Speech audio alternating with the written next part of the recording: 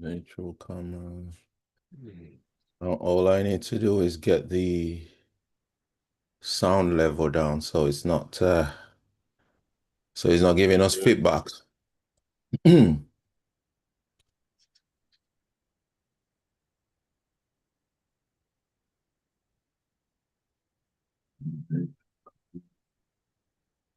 All I need to do is get the Yeah, I knew it was coming.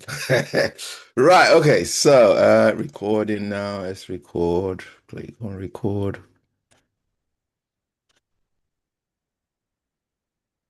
That's it. That's the prompt that we're looking for. Right. Okay. So, football. We've got Okay. England playing. We've got England playing tonight, bro. Yeah, we have. I think Oh, my yes. England shirt's up behind me there, which you can see. Yeah, I hope you I can can see them. see. I can see them. Yes, I Mm. can see them. Yeah. Good, I'm good. so excited. I'm so excited. I said to Jeanette, and I'm sorry that I said it only to her because I should have put it somewhere online where it be date stamped. I said online. Well, I said to my wife, I said, the finals is going to be between England, and that was before Spain and France played. I said the finals is going to be between England and Spain, and it's going to be a repeat of the Euros of 2 years Yeah, ago, where we lost to Spain. But yeah. I said this time Spain's gonna lose to us. That's what I said. And I was watching the France game, and she kept saying to me, I said, "Who do you think's gonna win this?" And she said, "Oh, France got it all the way. France has got it all." This was before the game started. I said, Yeah, "I don't." I said, "I don't think so." I said, "If France wins, that means England wouldn't be playing in the finals." I said, but if France loses, England is playing in the finals. And she said, well, I don't think England's playing in the finals then, because France has got this has got France reading all over it. I said, even the finals, Mm. she said, yeah. She said, they're going to win it. I said, no, they're not.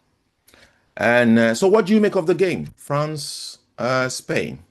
Well, yeah, it was an interesting game, wasn't it? Where I can understand Jeanette saying she thought France would win, and a lot of people have thought they would have won the World Cup as well, because I think it's true to say they've been the sort of standout team so far of the tournament. They've been textbook really in their passing, their goal scoring, and so on. So I would say the pundits generally. I don't listen to the pundits to be honest, but I would have said most pundits would have had France not only to win that game, but possibly to win the actual cup, the World Cup itself. So yeah, I don't think it was a bad shout to say France to win that game last night. In the event, it was a bit of a mystery, I thought, because they didn't play France, that is, they didn't play to their potential. They didn't play, none of their players really looked the same as they've done in most of the previous games.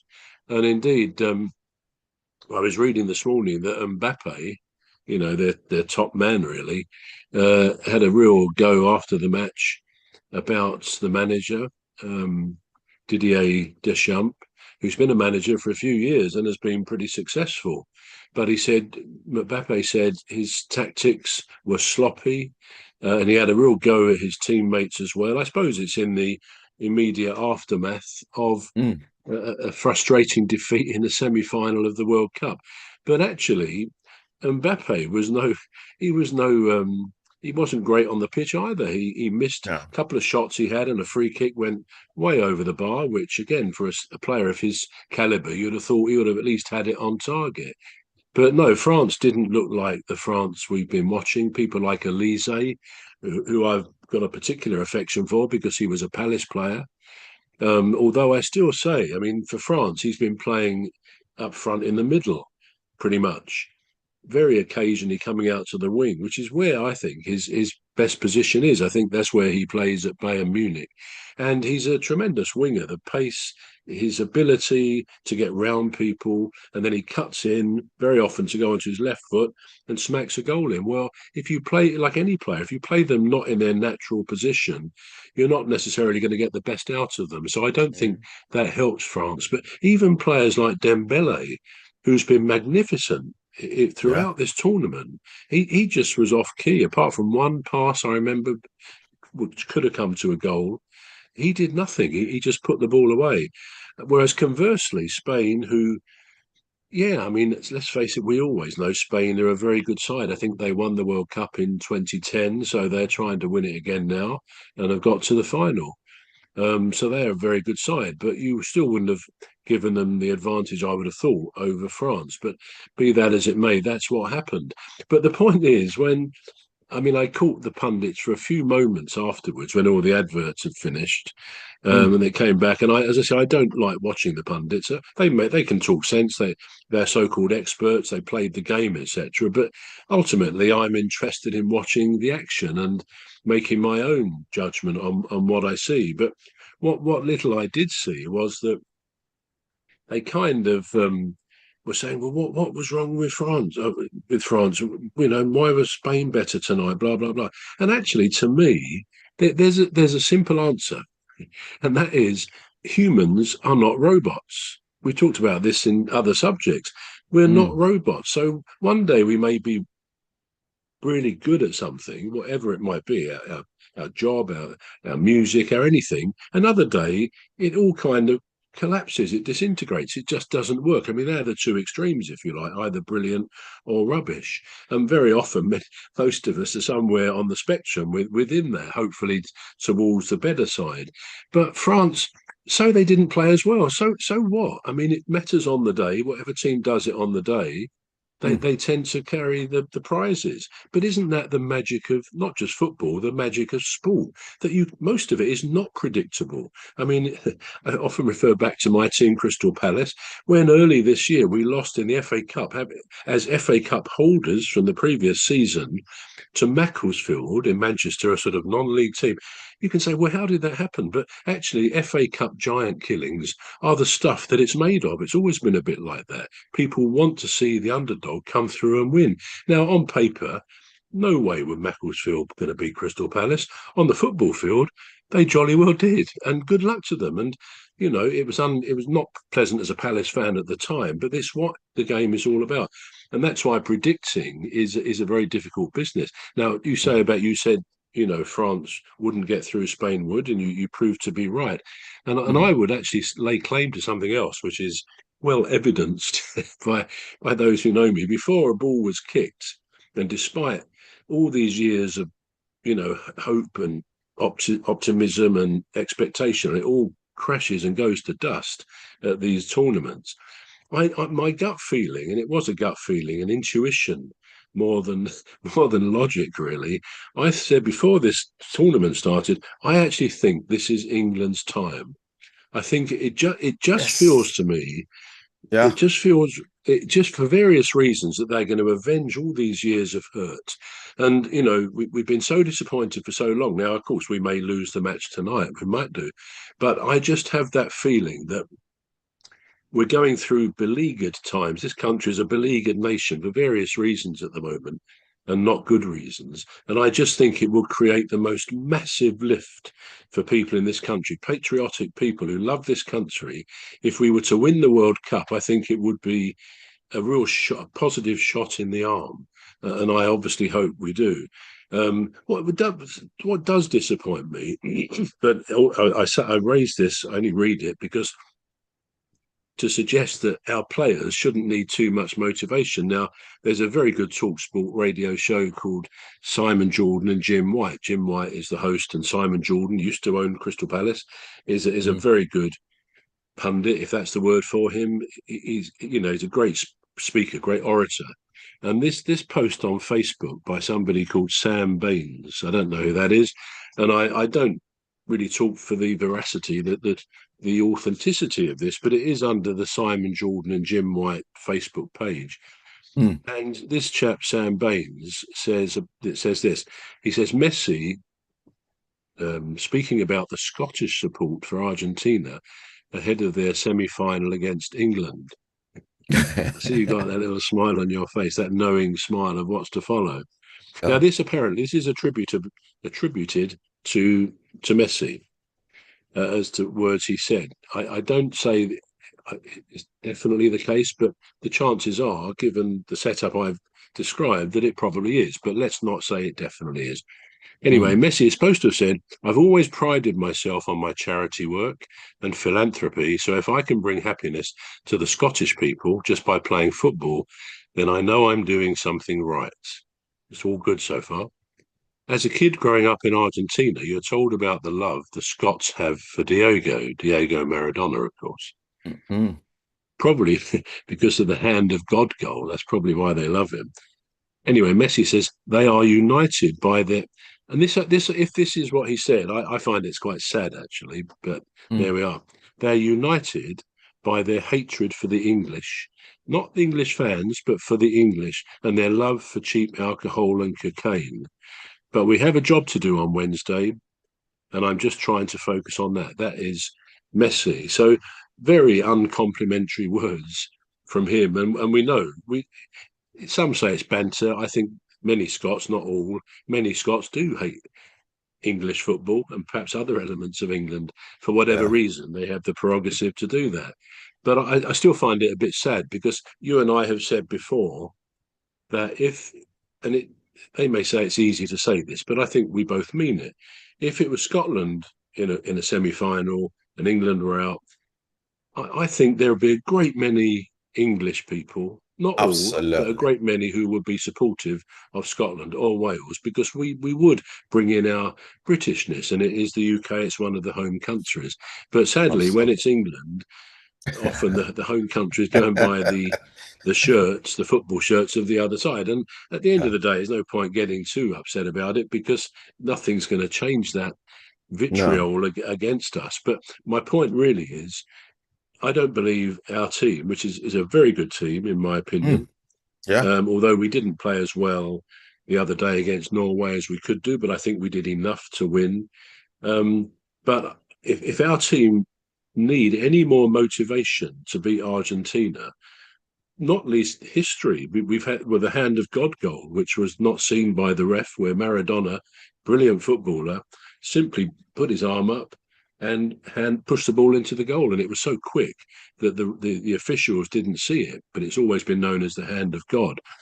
And you read the history books on these things, and when we did win the World Cup, apparently our manager, who was Alf Ramsey, a very quiet and dignified man, apparently.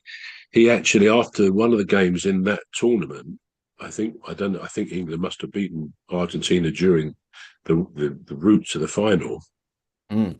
He called them animals after a game where our players were just being constantly kicked up in the air by their team. Now, I don't say any of that to inflame anybody, but there always has been a bit of a relationship between um, the English and Argentina, not least for political reasons as well, as we know with Yeah. the Falklands. But Yeah. this is a football match. The past is the past. I hope it's a match which is played in good spirit, in mutual respect. Yeah, Messi is a fantastic footballer, but if he's toadying up to one nation against us, well, that's his prerogative, as I say. But I think it it says more about him as a man if he has said that than it does about him as a footballer, where he is, of course, a brilliant footballer. So Hmm. yeah, it's going to be an interesting game tonight. Another angle, of course, that I think most people would, or dare I say, most people would think it's been made very clear that FIFA, the governing body of the World Cup, have wanted Mm. Messi and Argentina to get through to the final because the games along the way. I mean, in an early game, Messi, by virtually everyone's view, should have been sent off for a second bookable offence. He could have broken the Mm. leg of someone, having been booked once, but there's no way FIFA would have been happy. I'm not saying they fixed anything because I'm sure they haven't, but I think somehow the referees, the officials, probably are well aware that Argentina and Messi are wanted much higher, much deeper into the tournament, at least Mm. semi-finals and hopefully finals, and maybe to lift the trophy again. So it's Yeah. back to back because I think they won it last time, didn't they? Sure, they did. They did. They are the defending Yeah. champions. So, Yeah. so really, England have got every motivation, as if they needed any more motivation. I think our team are good enough to beat Argentina. It's going to be a tough tough game. And of course, at the end of it all, we may say, "Oh well, we tried our best. We did well. Got to the semi-final, and we were beaten by a better team." And if that's the case, well, at least we know that many Scots will be very happy, no doubt many other home nation Yeah. people, which they're entitled to their views. But I have a feeling, as I said at the beginning, that it's our time. It's England's time, and we've got some great players like Bellingham, Kane, and others who I think and hope will do the job for all the fans back home and all the fans, English fans, which are actually there in the stadium. I think it's in Absolutely. Atlanta tonight, isn't it? So yeah, Yeah. let's keep our fingers crossed, cuz that we have a great game, that we win in regulation time, and we don't have to go through the Oh, awfulness of a penalties. penalty shootout. Oh, yeah. I've I never don't been think. one to hide myself, but I think I'd have to go out the room. I don't think I could All right. stay and Yeah. watch it. It's that shattering, isn't it, to lose on penalties? Oh, my heart can't take it. My heart cannot take it. Ah, do you know the last one where the last game we played against who did we knock out? Norway. We played Norway, against Norway, and it was 90 minutes, and it was we were level yeah. on, on goals. I said to my wife, I said I'm going to bed. She said, you what? I said I'm not watching this. I said this is gonna go into penalties. I just could not. I just want to sleep, not knowing the result, so I can sleep well. Yeah, and it's interesting because I mean I think we scored in the 93rd minute, as far as I We remember did. it in Yeah, time.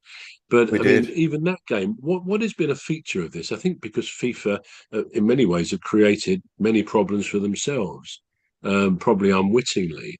But almost after every match, certainly in the knockout phase, one team is complaining about unfair treatment, about wrong decisions. Now, you'll always get wrong decisions in football. For the most part, I don't believe it's ever intended that way. It's just, again, it's being human. Refs are human, like the players and like the rest of us. But in Norway's case, it did seem to be a bit churlish, I think is the word, a bit unnecessary, when they complained that apparently their goalkeeper's kick, the ball, they say, hit the camera wire. I don't know whether you read about that, but it hit the Yeah. cord. And in fact, what surprised many people, including me, was what FIFA said. They said no, because our sensor inside the ball. And you think, what? They're now putting sensors. I mean, the next thing will be a Wow. camera inside the ball, won't it? That would be brilliant. Have a camera in the football, so when it's kicked, you can be zooming all over the pitch watching TV. But they said no, it didn't hit. No registration of a deviation in the flight, the trajectory of the ball. So, and that Wow. really that should have ended that complaint. But then the BBC got involved, and they seemed to show a clip. Well, I did look at the clip where they say the trajectory of the ball appears. You couldn't see the cord nor the ball; No. it's too high. But they said it appears to deflect very, very slightly. And again, that could have been rigged, but I don't suppose it was. But I wouldn't even say there was definitely a deflection. It was just, as it came down, it was just the slightest movement, which could happen in the flight of a football anyway. So I Yeah. would have thought, and they showed you the sensor in the ball, FIFA. So, which is really there. And if it touches a player's knee and an offside might not be called because of that, or vice versa, they put that in there for that reason, and Wow. it showed no deflection of the ball at all. So that should have ended that kind of complaint. But one of the things, I mean, made me laugh really. Norway said England are cheats. Why is that? Oh, because the ball. Well, it's not England who awarded the goal or allowed the goal that Bellingham then went on to score. That was the point. Yeah. In the next phase of play, it's not England who. What are you going to do? No, we're not going to accept that goal, ref, because we think they're right. I mean, it's rubbish. And after every game, one team or another complains about what happens. Sometimes probably with good justification, but this is the nature of the game. I mean, when Mm. Argentina beat um, Switzerland the other night. I didn't watch it because I think it was like 2 or 3 o'clock in the morning. But the reports afterwards seem to say that every advantage possible was given to Argentina by the ref and the officials, and none of those advantages to Switzerland. Now, that's a very generalised comment for anybody to make, but I Mm. think we know what people are trying to say, that the powers that be seem to be favouring the teams or the players they want to proceed, and no one, I think, is. I'm not suggesting anything's rigged. I don't think it is. I really No, don't, because they couldn't get away with that. But I think there's kind of a sometimes an invisible pressure put on the officials to, without even the words being said, oh, we really want them to go further or whatever. So yeah, somehow we've got to, if that is there, that kind of unconscious bias, England have got to get past that tonight, and stick. Don't get frustrated if things go against us.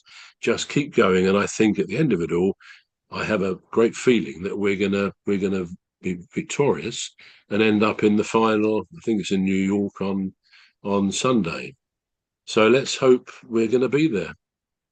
I pray, because it'd be a good Sunday, wouldn't it? It just really just will. knowing you're Yeah, sitting down and watching England. You're not watching the final, so you're watching the yeah. final. You're watching England play in the finals.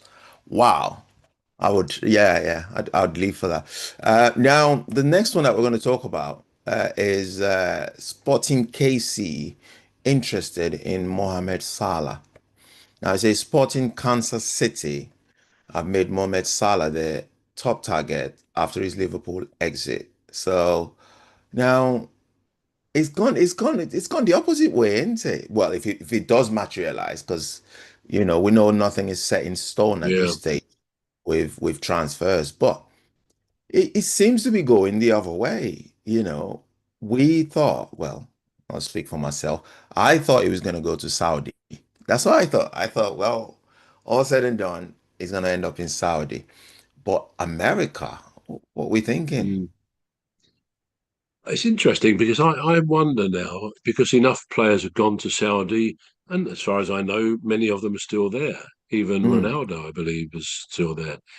Um, but some have come back. I mean, Jordan Henderson, he of the broken wrist, poor bloke. He went and he came back. And I think the ex Chelsea midfield player, whose name I can't remember, Count Conte, was it?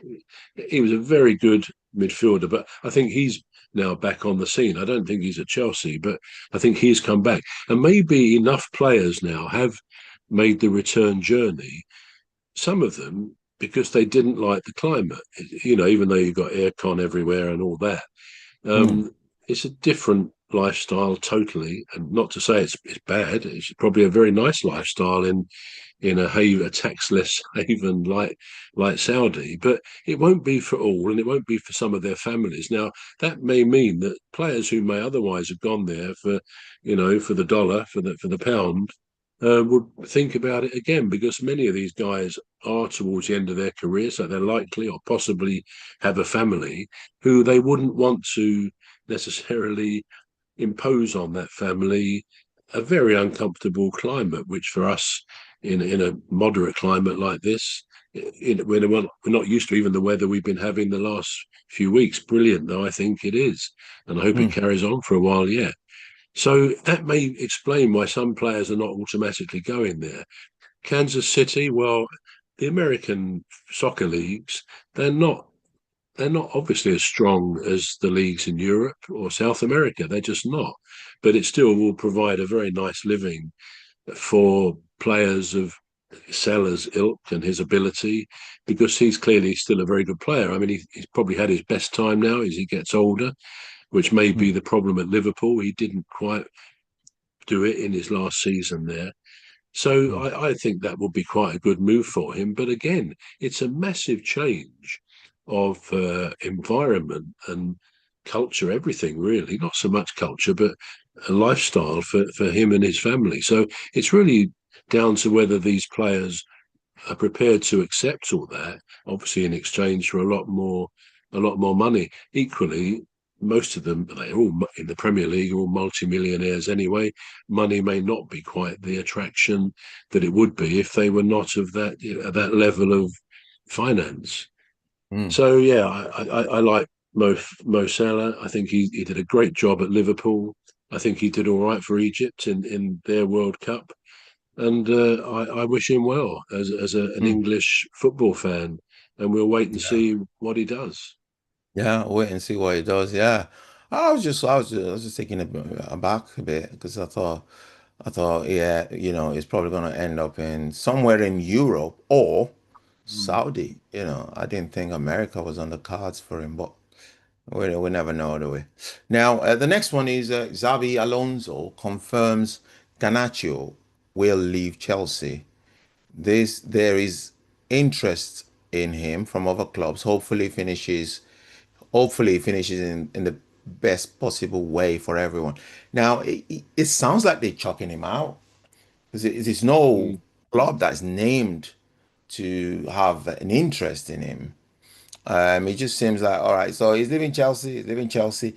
It was like what it just reminded me of what they did to, and I'm not saying it's a bad thing, I'm just saying it's a similar kind of scenario with what they did with this ex-England, ex-Liverpool player. What's his name?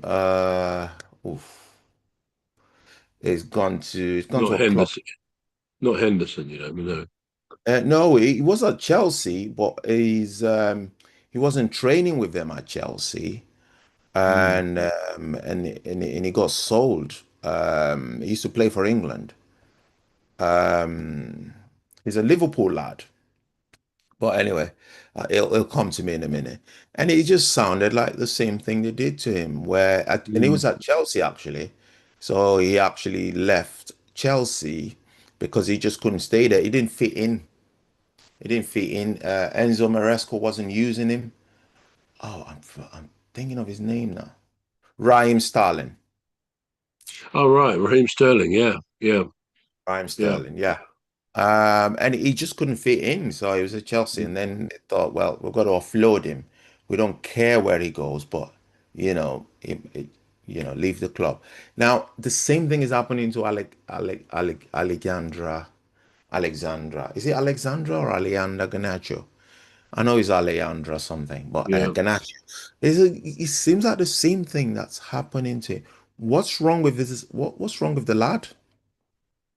Well, I mean, I wouldn't think he's at the end of a contract because he's not been at Chelsea for more than, as far as I remember, what just his past season. So I imagine they would have given him a longer contract than 1 year, particularly at Chelsea, where they like longer term contracts to do with the financial side of things. Hmm. I don't think he was overly successful at Manchester United, No. Garnacho. I've seen him come on for Chelsea or play for Chelsea on TV, and he looks to have a lot of determination, enthusiasm. I think on his day he's quite a good player. He can go past people, but clearly Alonso doesn't see him fitting in with his plans. So that's it. Once a manager decides he doesn't want somebody, then they put them up for sale. Now, if it's not the end of his contract, he could legitimately say, "Well, okay, I'll sit on the bench then and still earn his money every week, every month, because Hmm. that's what would happen." But Hmm. most of these players in the Premier League, short of being forced into a position of sitting on the bench, they want to play football. That's their Yeah. livelihood. That's the game they love to play. So they would much rather be playing each week and keeping match fit than just sitting on a bench, so to speak. Hmm. So I don't know what the problem is with him. I think he's quite a good player from what I have seen of him. But, we don't see them training every day. We don't see their attitude. Some players won't have the right attitude. And, if a manager decides it's not for him, so be it. I mean, Palace have got a new manager, Pierre Sage, which I think Hmm. everyone's quite excited about. I think pre-season training began last week, I think, as it normally does, beginning of July. Obviously, Hmm. some players are away on the World Cup, but it's going to be quite interesting to see which players he wants to keep. Hopefully, he'll keep most of them, but maybe there's one or two he'll say, no, they're not fitting into what I want. So they'll be shed, they'll be, sold or transferred elsewhere if possible. So Mm. new managers are bound to do that. I thought at that point, actually, I saw something earlier which I thought is kind of related to what we're saying. The top 10 Premier League's highest paid managers. Right. Just gives you an insight into it's just the top 10. Right, number one, tell me, guess who's the number one? Who Pep earns the most? And Guardiola. it does say what they earn as well. Pep Guardiola, the departed Pep Guardiola. Depends on how current that list Yeah, is. but of course, yeah, he's gone now, so that won't apply. All right. Okay. So the second highest player would be Highest uh manager, highest paid manager. highest paid manager would be Mikel Arteta. Very Is good, yeah. And he's on 15 million a year. Okay, 15 million. Have a go. No, I won't ask you all of these because it's anybody's guess, but the number two probably won't surprise you. would it be right, so Anna Slot's gone.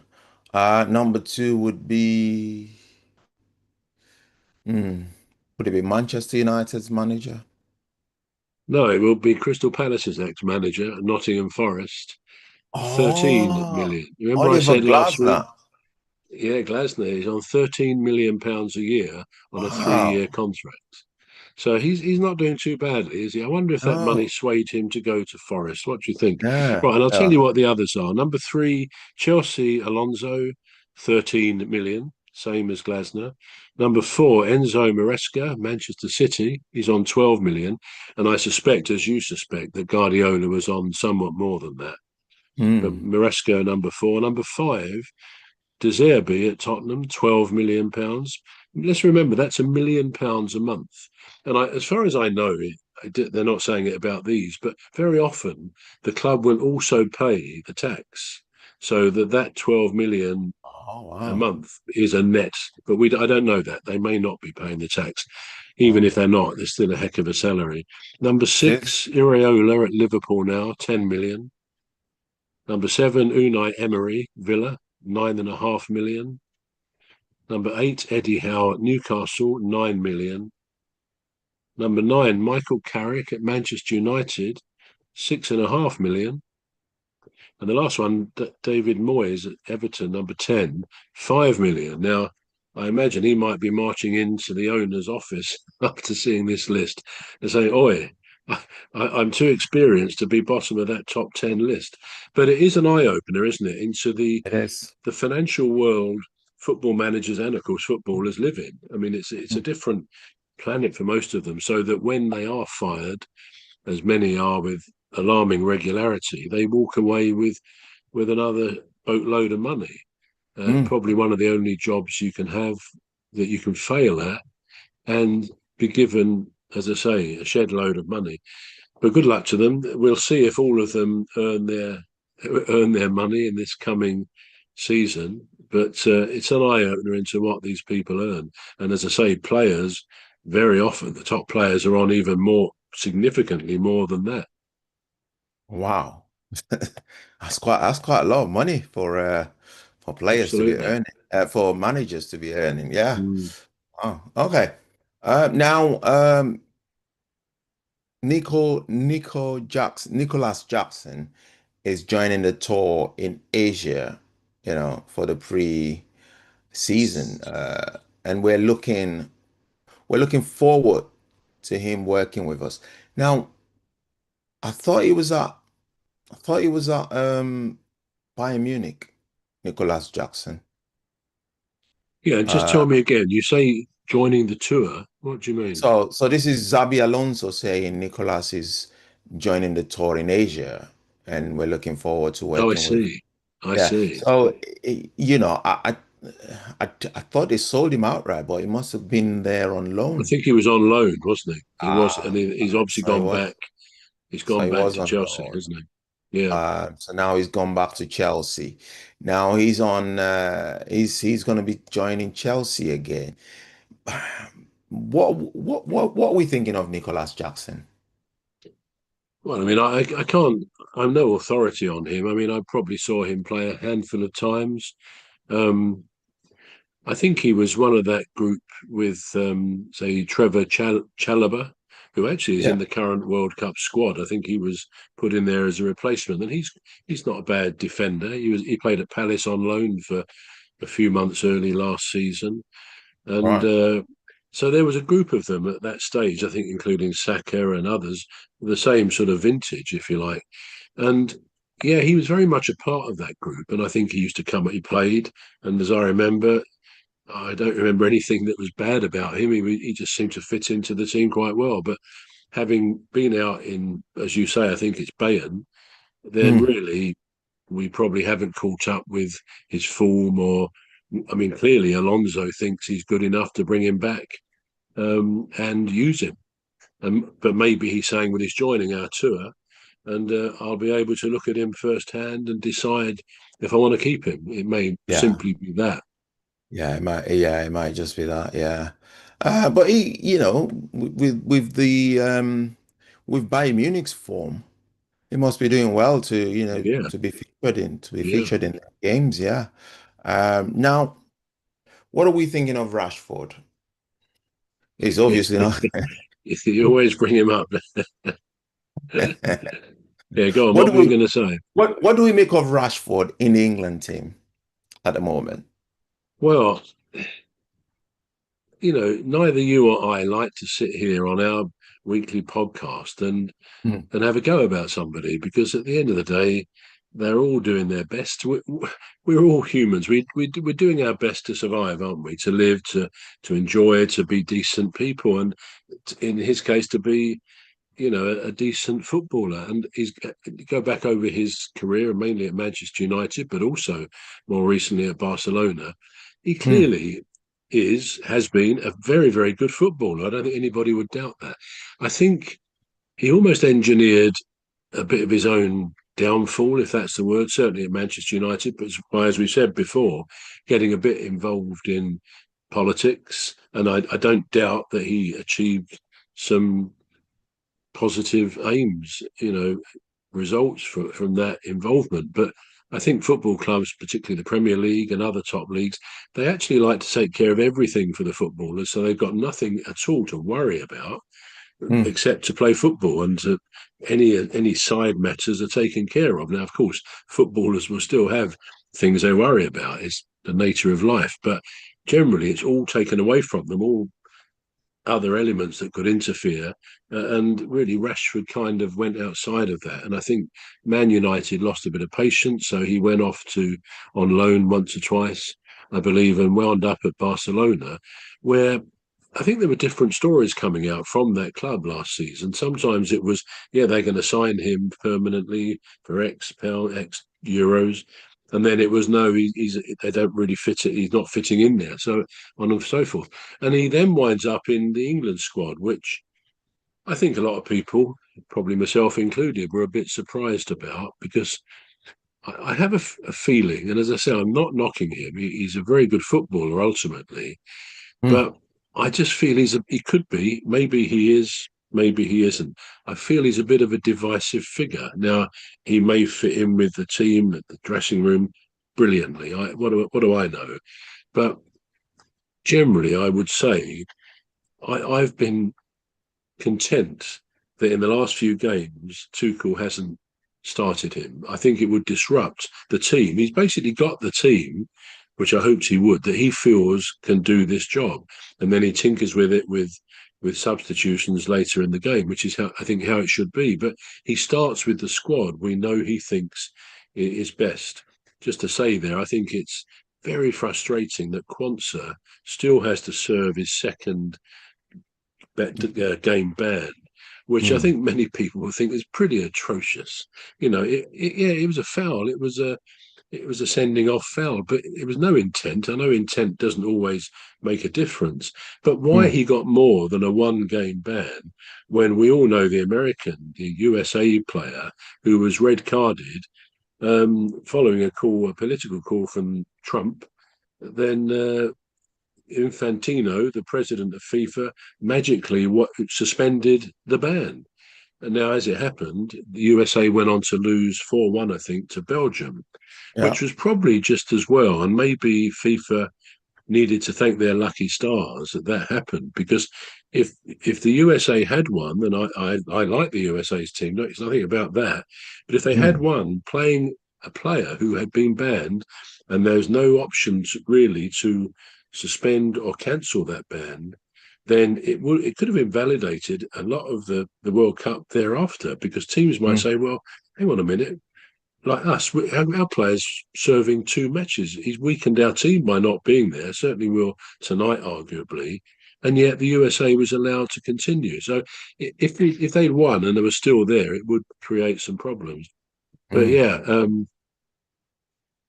so we deviated from talking about Rashford, I think. But yeah, I'm Yeah. pleased he's not in the team. If he comes on and he gets down that wing and he crosses the ball or he scores, then brilliant. We all want him and all the team to do well. Nothing against Mm, that. But I mm. just feel he's not one of the better players. Yeah. Maybe his day has passed. He's been a very good player. So yeah, I feel Tuchel should keep the team as it is. Yeah. Okay. Anyway, this is all we've got time for on this segment of the football referee. As we go on to the next segment, we hope you come along with us. I've been Emmy Hickins, and you've been watching the football referee segment one. So it's a goodbye from me. So And goodbye from me. See you shortly. see you shortly. Yes. Right. I'm just gonna try and Well sort out done. this camera issue. I'm just gonna go off. Yeah, you do freeze once in a while. Yeah, I don't know what's going on with it. Let me just see if it needs an update. Close. Just okay.